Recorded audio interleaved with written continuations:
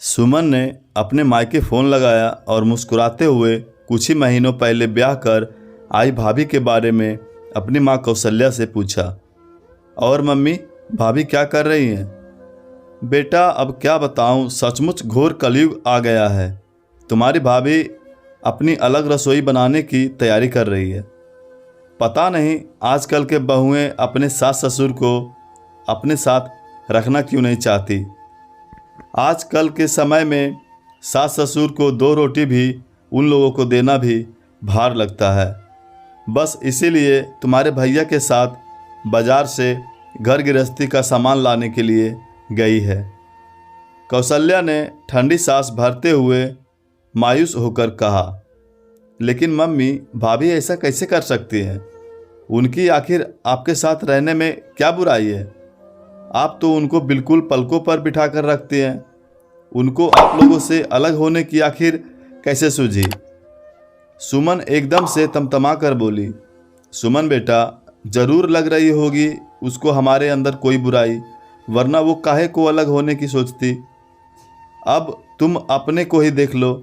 सास ससुर के इकलौते बेटा बहू हो तुम लोग, लेकिन समधन जी और समधी जी को बुढ़ापे में 4 रोटियां खिलाने वाला उनके साथ कोई नहीं है।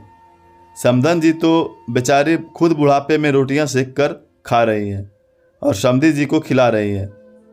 मुझको तो उनके अंदर भी कोई बुराई नज़र नहीं आती, लेकिन तुमको नहीं समझ में आता उनका स्वभाव। वो भी तो बेचारी पलकों पर बिठाकर तुमको भी तो रखती थी। अब जब तुम कर सकती हो अपने सास ससुर के साथ ऐसा, तो वो क्यों नहीं कर सकती? क्योंकि हो तो तुम सब एक ही जनरेशन के चट्टे बट्टे। कौशल्या ने फिर से लंबी और गहरी सांस भरते हुए कहा। मम्मी, मेरी सासू माँ की आप बात मत करिए। उनकी हर समय की नुक्काचीनी और सास ससुर जी भी हर समय रोका टोकी बर्दाश्त के बाहर ही हो गई थी, इसलिए मैंने ये कदम उठाया। लेकिन मुझको तो यकीन ही नहीं आप और पापा तो ऐसा बिल्कुल भी नहीं करते होंगे। सुमन अपने बारे में सुनकर कौशल्या से चिढ़कर बोली। अब बेटा, किसी की बुद्धि को क्या कहा जा सकता है? हो सकता है कि बहू को कोई बुराई हमारे और पापा के अंदर नजर आ रही हो। अब जब नई नई बहू घर में ब्याह कर आएगी तो उसको इस घर के संस्कार और कायदे कानून सिखाने के लिए समझाना तो पड़ेगा ही। अब आजकल के बच्चे उसको टोका टाकी समझ ले तो उनकी बुद्धि को आखिर क्या कहा जाए। हम लोगों के ज़माने में तो सास लोग जब देखो हर बात को लेकर तानाकसी करती रहती थी, लेकिन हम लोग तो उनके सामने जुबान भी नहीं खोल सकते थे। बहुत हुआ तो कोने में जाकर चुपचाप आंसू पोंछ लिए। लेकिन आजकल की सास अगर जरा सा टोक भर भी दे तो बहुएं तुरंत तुनक कर अलग होने का फैसला ले लेती है और साथ ही साथ बेटे को भी मजबूर कर देती है। अब तुम ही देख लो, शेखर जी दामाद बाबू को तुमने साम दाम दंड भेद सब तरह के मजबूर करके अलग रहने के लिए मजबूर कर दी है, जबकि वो बेचारे कितने सीधे और सरल हैं। अपनी माँ के इकलौते बेटे, मेरे लिए तो अपने दिल का गुबार निकालने के लिए कम से कम तुम तो हो, लेकिन समधन जी अपने दिल का दर्द किससे बांटे? ये कहते कहते कौशल्या तो अपनी समधन जी का दर्द महसूस करके करा ही उठी। सॉरी मम्मी, आज जब अपनी माँ पर बीत रही है तो सचमुच सुनकर बहुत बुरा लग रहा है। कितना बुरा लगेगा जब मैं वहाँ जाऊँगी तो भाभी को अलग रसोई में खाना बनाता हुआ देखकर, और फिर भैया भी हम लोगों से उतने प्रेम से नहीं बोलेंगे। सुमन के मुंह से भी सिसकारी निकल पड़ी। यही बात तो मैं तुमको हमेशा समझाने की कोशिश करती हूँ कि आज जो तुम अपने सास ससुर के साथ कर रही हो, कल को तुम्हारे बच्चे तुम्हारे साथ करेंगे। आखिर संस्कार सीखेंगे तो अपनी माँ से ही ना। फिर ये तो चरितार्थ ही है कि जैसा बोओगे वैसा काटोगे। कौशल्या सचमुच बहुत दुखी नजर आ रही थी। मम्मी, मैं आज ही मम्मी जी और पापा जी से माफ़ी मांगूंगी और अरविंद से भी, क्योंकि मैंने ही उनको ज़बरदस्ती अलग रसोई रखने के लिए मजबूर किया। मम्मी जी और पापा जी बहुत अच्छे हैं, वो ज़रूर हमको माफ़ कर देंगे और भगवान करे कि भाभी भी कोई इसी तरह सुदबुद्धि देने वाला मिल जाए। आप चिंता ना करिए, मैं जल्द ही वहाँ आऊँगी और भाभी को समझाऊँगी कि मम्मी सचमुच बहुत अच्छी है। प्लीज़ उनको बुढ़ापे में रोटी सेकने के लिए मजबूर मत कीजिए।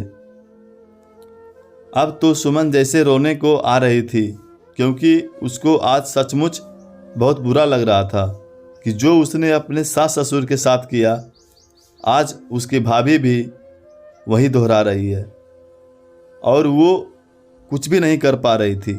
लेकिन कम से कम इस परिस्थिति से सीख लेकर वो अपने सास ससुर के साथ फिर से अच्छा व्यवहार कर ही सकती थी, क्योंकि हमेशा ही मम्मी जी पापा जी ने उसको कुछ न कुछ सिखाने का ही प्रयास किया, लेकिन वो हमेशा उनकी इस सीख को टोकने का नाम देकर चिढ़ती रहती थी। लेकिन अब वो गलती वो बिल्कुल भी नहीं करेगी, क्योंकि मम्मी जी और पापा जी से अलग खाना पीना खाकर शेखर भी बहुत मायूस रहने लगे। भगवान करे ऐसा ही हो, तुम्हारी भाभी के सद्बुद्धि देने वाला कोई मिल जाए। और हाँ, तुम्हारे सास ससुर तो सचमुच बहुत बड़े दिल वाले हैं, क्योंकि उन्होंने आज तक तुम्हारी किसी भी गलती का उलाहना हम लोगों को नहीं दिया, वरना और कोई होता तो हम लोगों को तुम्हारी गलतियों को सुनाने में कोई भी कोर कसर बाकी नहीं रखता। लेकिन उन्होंने कभी भी जुबान नहीं खोली। इतना कहकर कौशल्या ने बहुत दुखी मन से फ़ोन रख दिया और इधर उधर सुमन अपने सास ससुर और पति से माफ़ी मांगने के लिए चल पड़ी। मम्मी जी और पापा जी, आप लोग मुझको माफ़ कर दीजिए। मैंने सचमुच बहुत बड़ी गलती की जो आपको आपके बेटे से अलग कर दिया, लेकिन अब मैं वो गलती ज़रूर सुधारूंगी।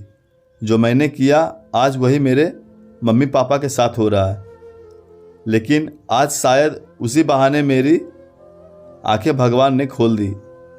आज से मैं पुरानी रसोई में ही एक साथ सबका खाना बनाऊंगी और मुझसे कोई भूल हो तो बेझिझक मुझको समझा दीजिएगा, मैं बिल्कुल भी बुरा नहीं मानूंगी।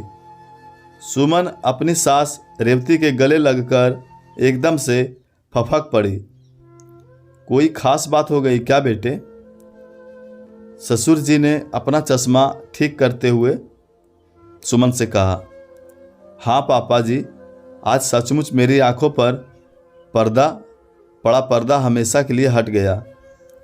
एक एक करके सुमन ने सारी बातें अपनी सास रेवती को बता दी और एकदम से सिसक उठी।